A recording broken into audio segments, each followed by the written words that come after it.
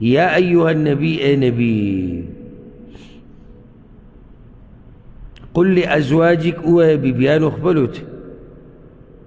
وبناتك ولونو خپلو ته ونساء المؤمنين او خزو د مؤمنانو ته يدنين عليهن من جلابيبهن چې زوړن کی پزانونو د پاسه د لویو صادرو خپلونه یا پړونو خپلونه غټ غټ پړونی دی پزان رواچی غټی صادری دی پزان رواچی ګوره شروع د پیغمبر د بیبیانو نه وکړه ښه معنی دا چې دې کې گنجایش چا سره نشته ولی فایده ذلك ادنى ان يعرفن دا ډېر نږدې ده چې دوی به وپېژندلی شي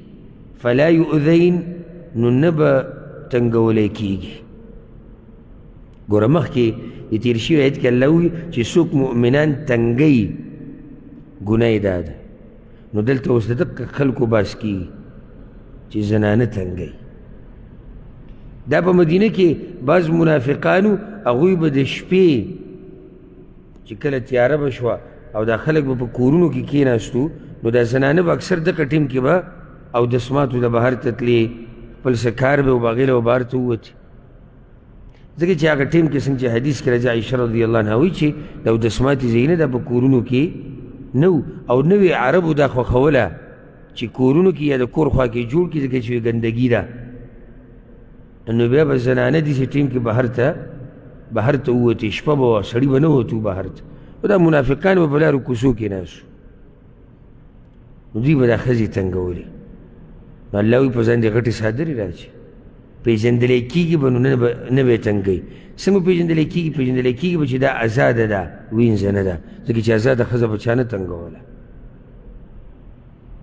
او بعضو مفسرینو دا ناشنا خبره کړې ده وی پېژندلی کېږي به چې د درنې کورنۍ ده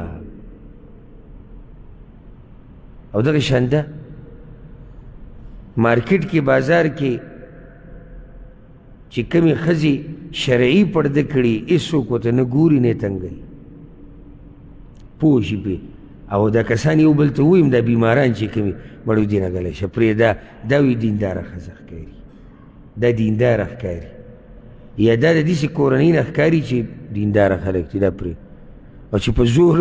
په زور کوشش کوي چې مائلات ممیلات کړي که نه چې د هلکان خپل طرف ته راکاږه کړي نو د هغوی ته څه سترګه سوځي چې هغوی خو سټایل داسې جوړ کړی دی چې دننه پکې دعوت پروت دی د هلکانو ته چې راشئ زما طرف ته